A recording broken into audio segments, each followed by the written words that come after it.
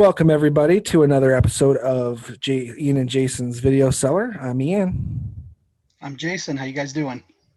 and Welcome we're back. here. Yeah, absolutely. We're here to do another quick review. Well, a quick review after our last review. Any review would be quick. The Yeah. Halloween retrospective, which is up on the channel. Give it a look and tell Yep. us what you think.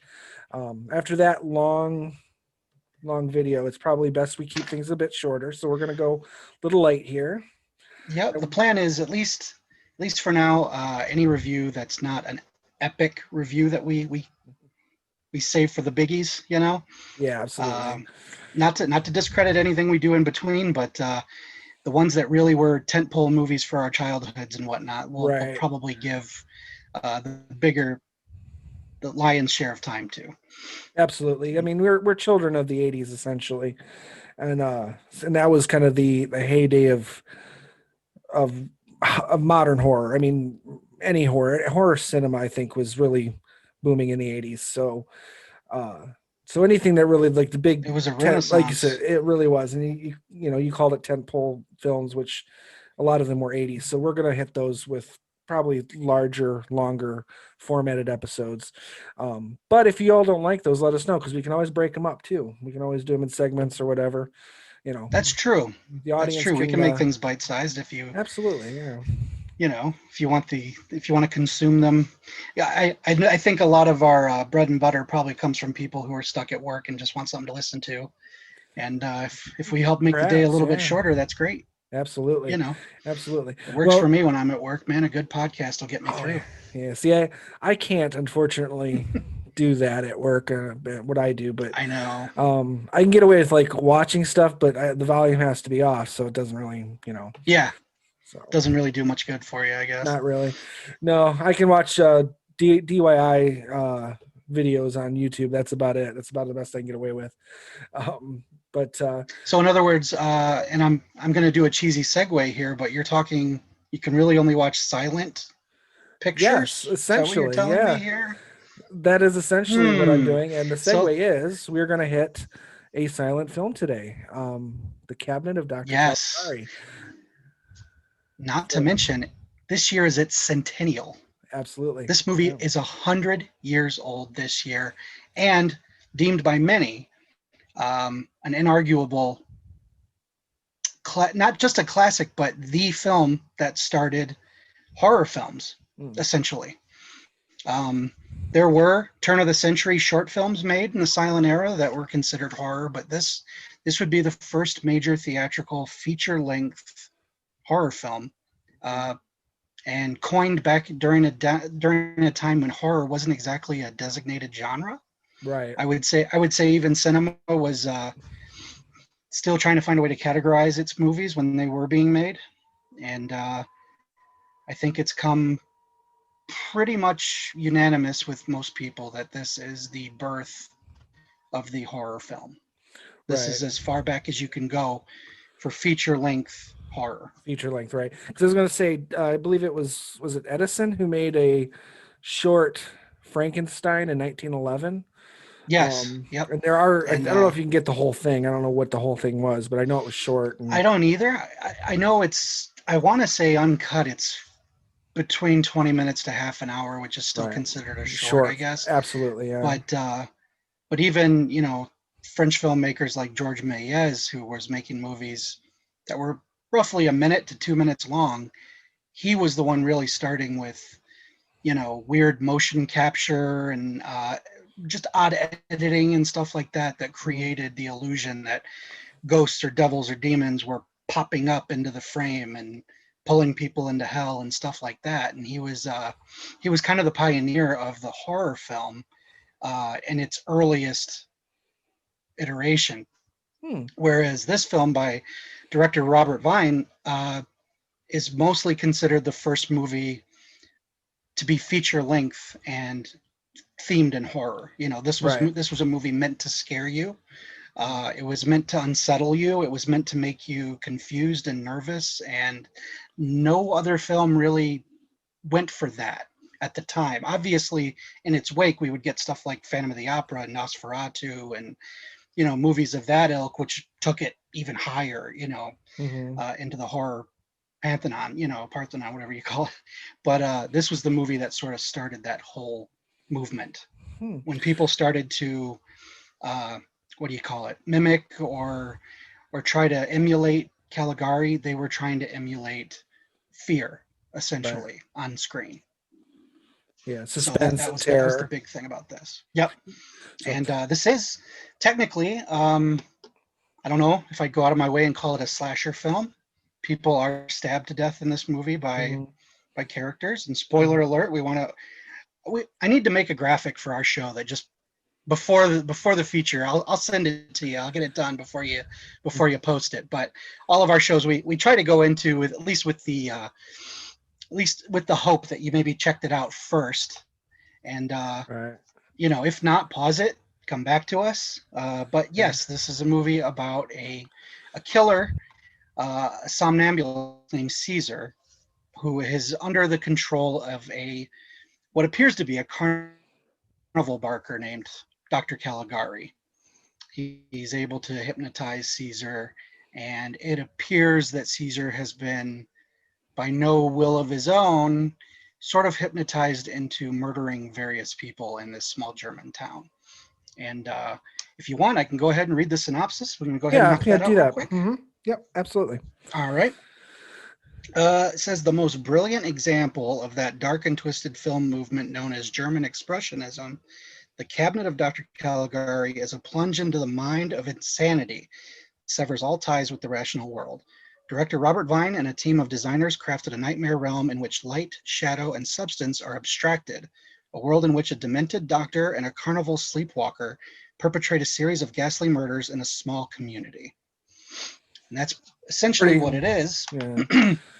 um, and the targets are a couple of characters who look like a couple of college roommates or something. There's a little bit of a love triangle going on, Mm. and pretty soon the bodies start to pile up. It becomes something of a whodunit, even though I think even those less seasoned among us could watch it and pretty much guess who's behind it. The movie Right. doesn't I take was too gonna long say letting you that know. it. I think the twist of it comes more towards the end Yes. because there is a what I perceive as a twist. There's actually two little twists at the end, and this is Hmm. because before we started recording, I mentioned I didn't get it, and that's kind of where I fell off on it. Where it's like, I mean, we already have the spoiler alert up. Is Sure. Caligari responsible for this? Is he not?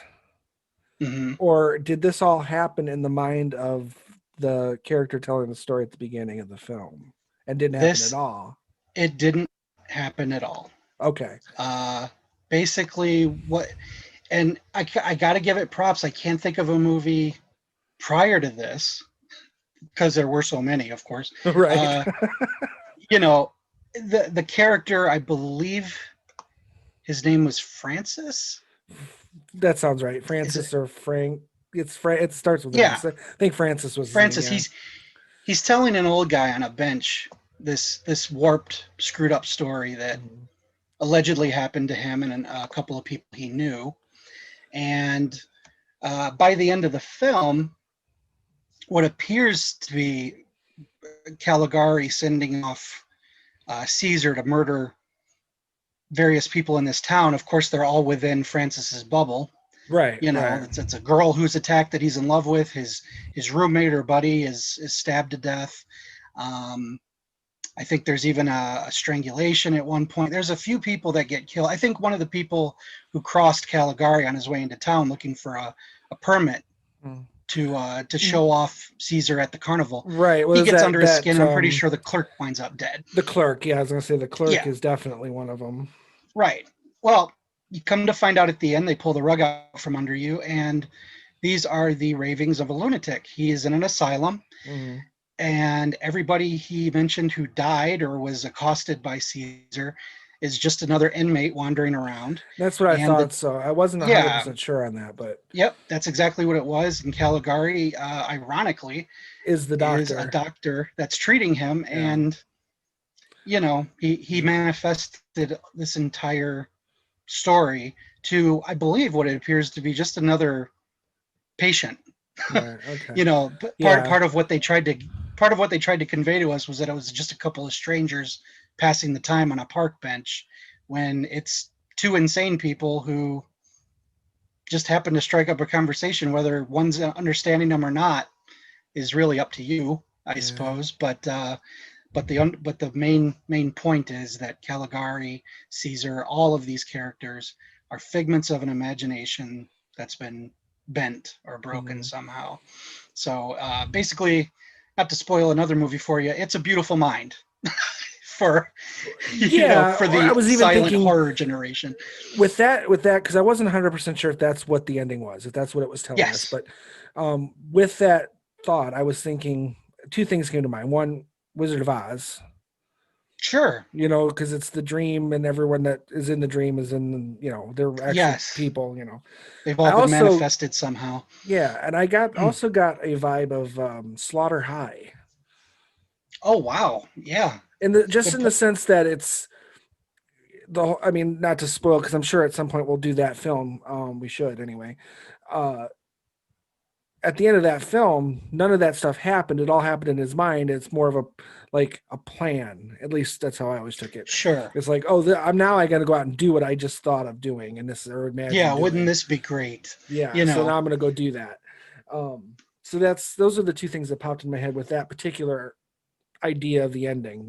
sure. Which, again, I know there isn't a whole heap load of cinema prior to this. This is still Right, kind of the birth of cinema, but for its time and its day, kind of a ballsy and unique ending. I mean, we take that type of ending for granted nowadays, right, uh, right, where it's either a figment of imagination, whether it's mental health, or just it was a dream, which has happened so often that that's a cop out. right.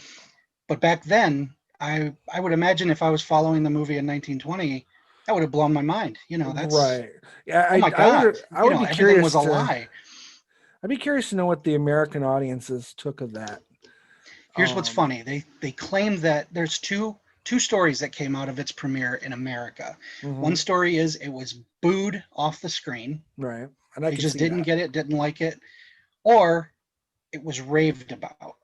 And that's one of the funny things that I have to talk about this movie is between the production and the film's legacy, at least at the time, its initial reception, Hmm. everything is conflicting. And just about everyone who was there or a part of it is dead. So there's really no way to verify any of this. Yeah, I So can't imagine everything anyone's from, alive from it, right? I mean, we're right. talking So I 100 mean, years we're ago. talking about 100 years ago, and obviously nobody was 1 year old at 100 years ago. So we're talking Right, 100 years plus. right. But these are all people who over time have described conflicting information. They've embellished certain aspects of the production. Certain people have taken credit for certain ideas. And it's very hard to track down the real history behind this movie, because even notes and journals and whatever's been excavated for this film, which isn't a lot, Mm. conflicts with what's been already out there or found otherwise. So there are a few facts that seem to hold pretty true. Most of them come from the screenwriters. It was a pair of screenwriters. Their names were Carl Mayer and Hans Janowitz. And for his part, Hans said that he got part of the idea from going to a carnival in Germany, and he kept noticing this guy, this creepy dude, kind of lurking around in the shadows and kind of weaving around tents and just being an overall weird cat, enough that it caught his attention. Right. And he didn't think anything of it, went home, and the next day or a day or two later, found out that a young woman or a young kid even was brutally murdered at the same carnival he attended. So why he went, I don't know. Maybe it was just a cultural thing and you just respect the dead in your town, but he went to this girl's funeral. And there at the funeral, standing amongst the mourners, was this man. And he had no justification to tie the murder to this guy, but it was one of those chicken and egg kind of situations where I see this guy, I can't prove there's anything wrong with him, but he struck me weird last night, and now someone's dead, and here he is at the funeral. Right. So it's very possible. It could be. It's unlikely. Who knows? It could go either way. But he took that fear and that weird jolt of mortality, and created at least his part of the story. Now, the other guy, whose name was Carl Mayer. This was, what would you say? This was around World War One, 1920, Well, give or yeah, take. World War One ended in 18 or 19, I Okay, think. 19. so yes, so prior to this, uh, Carl was a pacifist, Okay. and he draft dodged essentially. I don't know exactly if they had the draft in Germany. I don't know how that all worked, but when he was called in to go into service, he pretended to be insane to get out of fighting. He didn't want to sign up. Pulled a clinger. He pulled a clinger, except they ran him through a battery of brutal and intense tests that, I mean, they were doing electroshock therapy as early as, or as recently, I should say, as Mm. what, early 80s? Did they stop doing it? In I mean, 1980s? yeah, I mean, something as, Honestly, I think they still do it in certain circumstances, and it's it's very done possible. I really don't differently. know, because I know we've gotten rid of a lot of asylums and stuff like that. Right, right. But if you think of something as archaic and dangerous as electroshock therapy in modern times, imagine what they did to this guy to Yeah. prove or disprove his madness. And he came away from that experience with an extreme aversion to authority figures, psychiatry, and understandably so, and created Caligari out of that. And they Right. claim that part of this movie's appeal, part of this movie's message, was a distrust Of in authority. authority and Yeah. in medical practice. And so it was a marriage of these events and these two guys bringing these disturbing stories together. It took them 6 weeks to write the script, and they were paid $200. Whether or not that was a piece or $100 a guy, I don't know. Either But way, that's a lot 200, of money for 1920 or 1990. right? 200 was a decent chunk, because Mhm. I believe the production, at least the cost of the scenery, which I'll get into real quick, 800. So they got a quarter of the budget for Yeah. I was gonna say the equivalent essentially now would be staging like, stuff. I don't know, what would you say, 10 grand a Oh person? yeah, easy, something You like know, that. Yeah, would be the equivalency. yeah, 20 grand yeah. total. Usually In for today's day. screenwriting, if you get a decent sale, you're looking anywhere from 5 to 6 figures, hopefully. Oh, If okay. you got a good agent, Right. Um, so yeah, $200, 1920. You 20 did grand. okay. Yeah. You guys did all right. Yeah. But yeah, most of the rest of the money went into the casting, of course, of Caesar and Caligari and Mhm. such, and then it went to the set design, which that's the other That's big. what stands out, really, in my opinion, Yes, is the yes. visuals. Everything about the set design was meant to look foreboding, to look otherworldly. When you watch the movie again, having seen it already, you realize that this is a world that doesn't exist. This is a world that looks too abstract and weird. And to be honest, it's like they were wearing their twist right on their Not, I sleeve. was just going to say that the imagery, I It's think it works as what you would visualize, or how what the audience is supposed to visualize what's going on inside the mind of someone who's disturbed.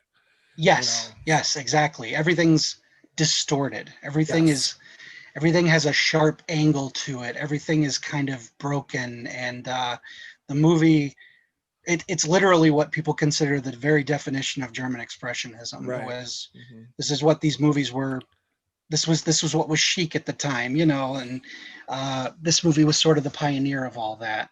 And everyone, probably most prominently, would be Tim Burton, uses a lot of this Yeah. Yeah. style. There's Absolutely. a lot in this movie that you could tie to Tim Burton.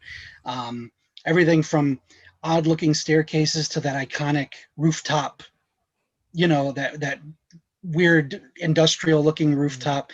Uh, Well, there's just look stuff at the that imagery from, say, Beetlejuice, and that kind of Beetlejuice, gives the you, underworld especially, yeah. the hallways in the underworld with all the weird sloped ceilings, and then Hmm. Edward Scissorhands alone looks like kind of a little bit weathered Caesar, up yeah, Caesar, yeah. And yeah.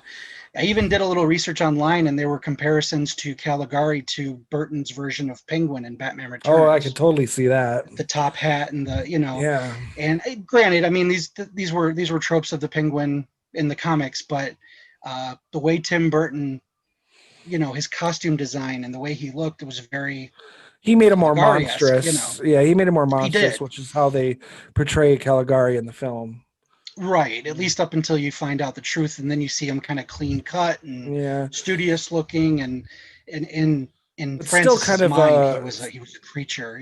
right, but he still had that air of authoritarian, a negative Oh yeah, authoritarian vision of, you even could in tell real he life. was he Yeah. was regal. Yeah, he was very, this is what it is. He's insane. Case closed. Right, right. That's kind of how the movie ends. It's just like, oh shit, all right.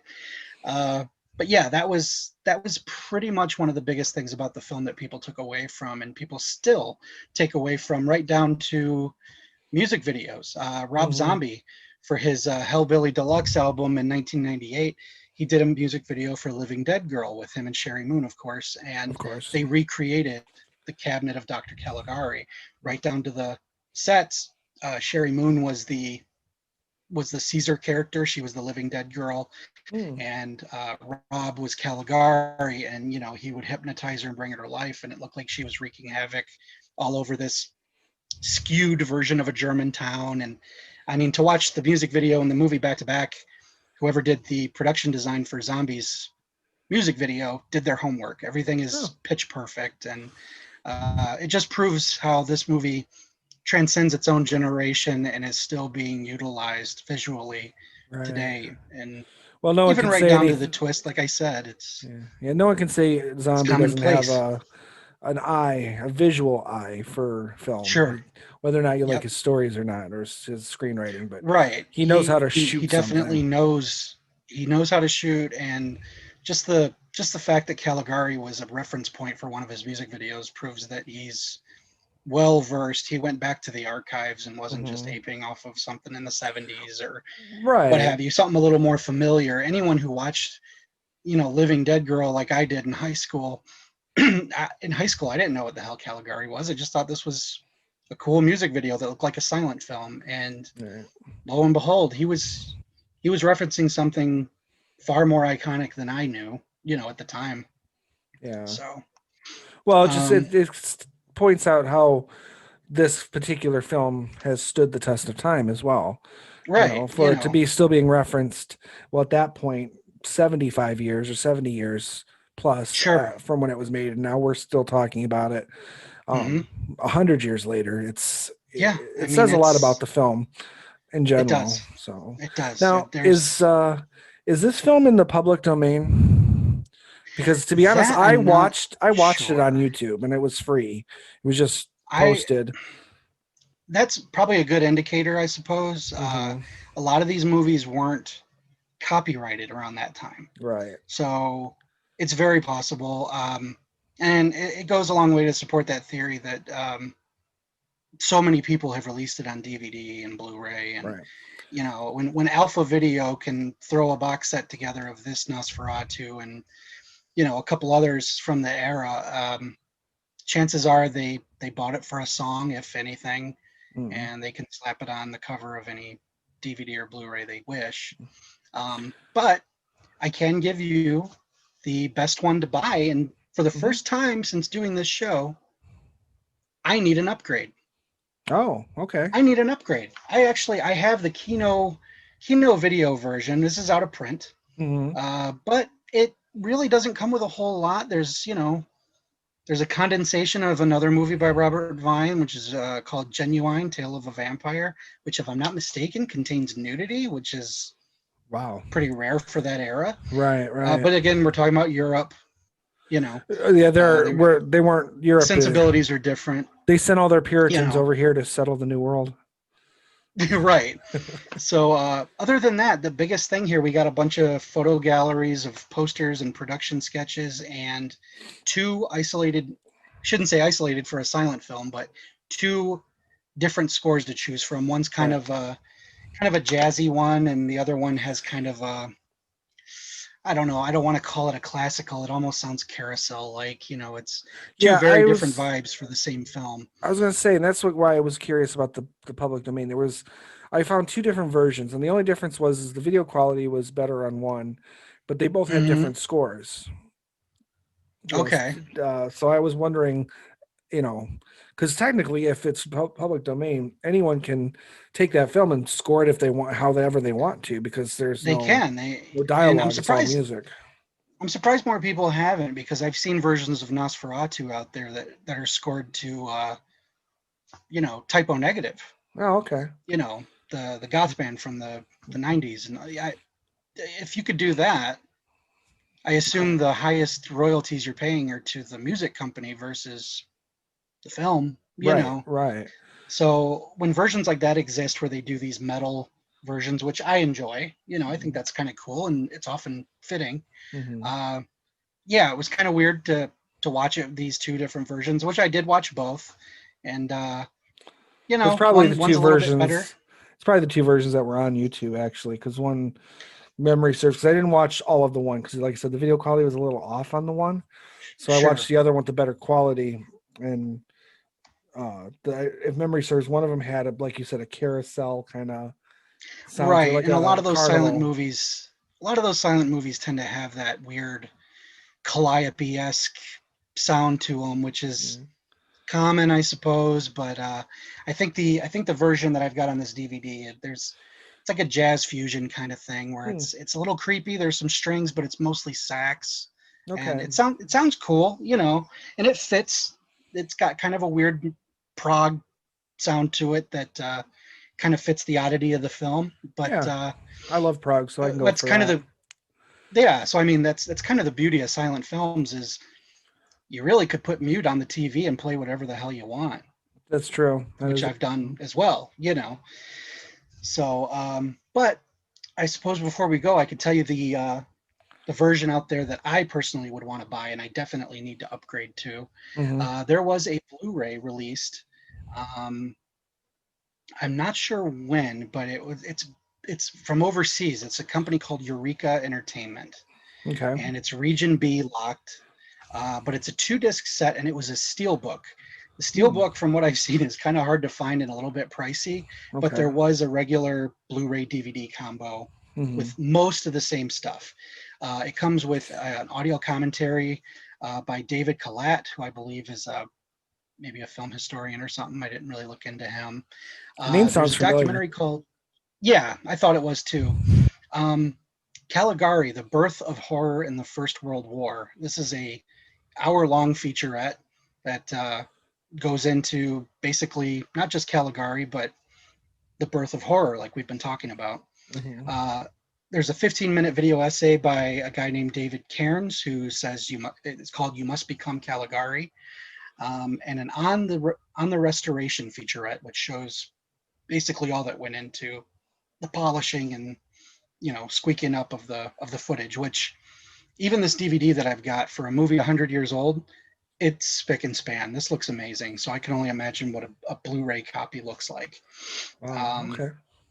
the second disc, however, and this is exclusive only to the Steelbook, a 2-hour documentary called "From Caligari to Hitler," Ooh. and that's based on a book of the same name, which basically encompasses films of that era that were pre-World War II, that were still kind of free to make what kind of movies they wanted, because once Hitler came into the picture in Germany, everything had to meet his requirements. Right. It all had So, to only. It could only show off the greatness of Germany. right.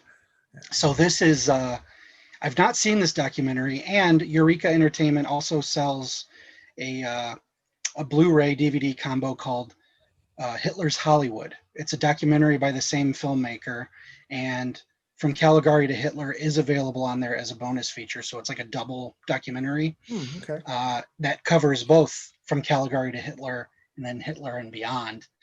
Just the way films were made during those eras, those two peak eras of German expressionism. And I Hmm. believe it also comes with a 40 something page booklet that's got essays by Lottie Eisner.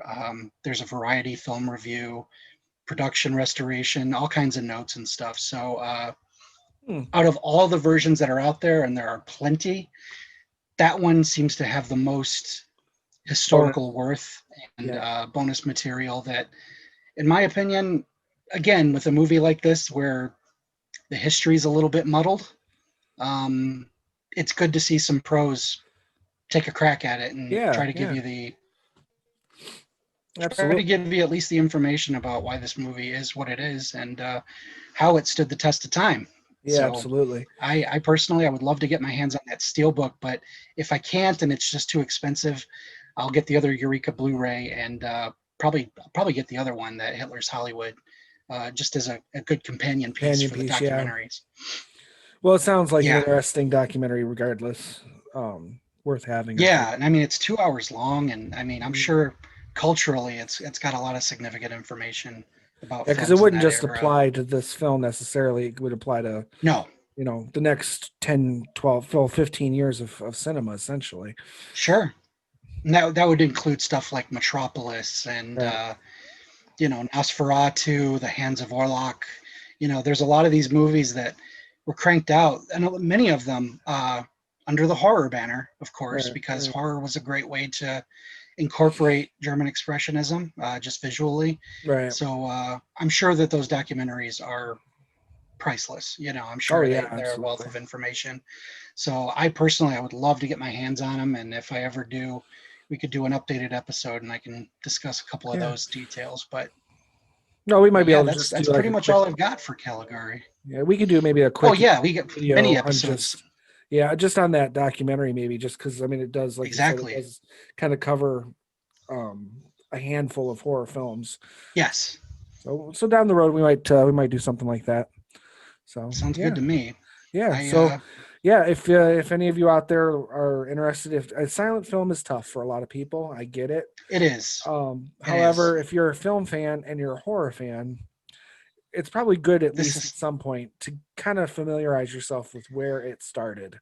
We can kind of pinpoint exactly this. horror literature to, say, Shelley, maybe Mary Shelley, and Bram Mhm. Stoker some years later. But, or, well, I mean, even, well, Lovecraft was in the 20s, so that's even later than that. But Right. you It's know, even more recent, yeah, in exactly. terms of that. But But Caligari is horror is kind of, definitely, yeah, it's kind of ground zero. yeah, seems like it. Whatever stone walk you're walking, Caligari is sort of first That first brick. step. Yeah, And absolutely. love it or hate it, I would say we wouldn't have any of it without Okay. Caligari. Hmm. It's the first movie to really try and scare you, Yeah. genuinely scare you. And whether it does or not, obviously, age is not kind to a lot of these movies, but Right. you have to appreciate the weird gothic, you know, eeriness of a film like this, and the fact that it did kind of dabble in some slasher aspects. And Caligari kind of looks like a demented mime, and if you got a thing against mimes or clowns or whatever, he can tap into something unsettling. There's something very Absolutely. Frankenstein about him. Even slightly You know, Dracula, in the sense of him falling in yeah, love with that. I'm assuming falling in love with the one lady, because he doesn't kill her. He snatches he her does, instead. and when he does it with such a weird drooling ferocity that Right. it's creepy. It is a very creepy film. Uh, but again, like we say all the time, even with Halloween, put yourself in those shoes if you can. Try to think of yourself as a Right. 1920s cinema goer who's only ever saw trains pulling into the station, or newsreels and stuff like that, and then see something like this with this guy creeping in through windows and stabbing people in their sleep. And this was different. This was definitely something that I would imagine unsettled a good number of people during those days. You Absolutely. know, Absolutely. Yeah. so All right. Well, it's a crucial film. I think so. I totally agree with that. So yeah, so any of you out there, check out Dr. Caligari. Check us out. Mhm. Give us a thumbs up, subscribe, leave us a comment. Yeah, that's about it. We will talk to Cool. y'all later. Keep digging it. Mhm.